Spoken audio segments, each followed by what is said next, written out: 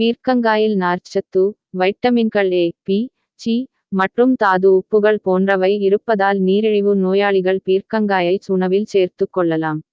இது சத்துணவாகவும் டானிக் மருந்து போலவும் செயல்பட்டு உடல் நலத்தை பாதுகாக்கும். பீர்க்கங்காய் நீரிழிவு நோயாளிகளுக்கும் சர்ரு பருமனான உடல் வாகு கொண்டவர்களுக்கும் ஏற்ற காய்கறியாகும். இதில் நார்ச்சத்தும் மாவுச்சத்தும் இருப்பதால் எளிதில் இரத்தத்தால் கிரகித்துக் கொள்ளக்கூடியது. பீர்க்கங்காயை அளவோடு எடுத்து கொண்டால் நல்லது.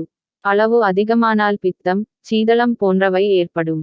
பீர்க்கங்காயில் எல்லா விதமான வைட்டமின்களும் தாது உப்புக்களும் இருப்பதால் தொற்றுக் நோய் கிருமிகள் தாக்காமல் உடலை காத்து நோய் எதிர்ப்பு சக்தியை மேம்படுத்துகிறது. சர்க்கரை நோயாளிகள் பாகற்காய்க்கு பதில் இதை உணவில் சேர்த்துக் கொள்ளலாம். பீர்க்கங்காய் இலை, விதைகள், வேர் என அனைத்தும் மருத்துவ குணம் கொண்டவை.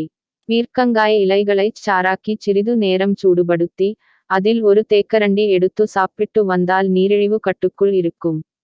சொறி, சிரங்கு, புண், காய்ச்சல் உள்ளவர்கள் பீர்க்கங்காய் சேர்த்துக் கொள்ளலாம்.